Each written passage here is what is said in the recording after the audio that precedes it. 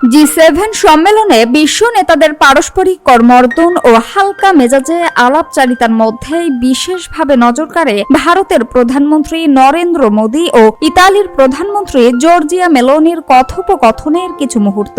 সামাজিক যোগাযোগ মাধ্যমে ছড়িয়ে পড়া একটি ভিডিওতে দেখা যায়, মেলোনি উপস্থিত হলে মোদী এগিয়ে গিয়ে তার সঙ্গে কুশল বিনিময় করেন।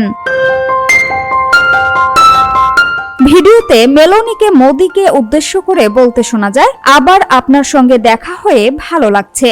এরপর তিনি হাস্যরসের সুরে মন্তব্য করেন, আমরাই ইনস্টাগ্রামের সবচেয়ে জনপ্রিয় জুটি। মেলোনির এই মন্তব্যে সম্মতি জানিয়ে মোদীও সামাজিক মাধ্যমে আলোচিত মেলোডি ট্রেন্ডের প্রসঙ্গ তোলেন। মোদী মেলোনির নাম মিলিয়ে তৈরি এই মেলোডি শব্দটি গত কয়েক বছরে অনলাইনে ব্যাপক জনপ্রিয়তা পেয়েছে, যেখানে তাদের সাক্ষাৎ ও মুহূর্তগুলো ঘিরে নানা মিম ও রসাত্মক কন্টেন্ট তৈরি হয়েছে।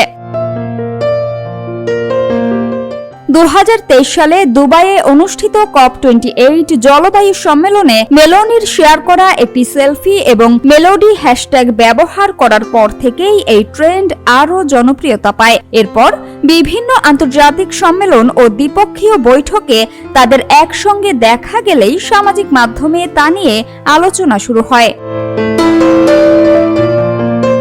সম্প্রতি রোম সফরের সময় মোদী মেলোনিকে মেলোডি নামের একটি ট্রফি উপহার দেন বলে জানা যায়। সেই ভিডিওতে দেখা যায় মেলোনি হাসি মুখে উপহার গ্রহণ করে ট্রফির প্রশংসা করছেন এবং দুই নেতার মধ্যাকার এই বন্ধুত্বপূর্ণ মুহূর্ত আবারও অনলাইনে আলোচনার জন্ম দেয়।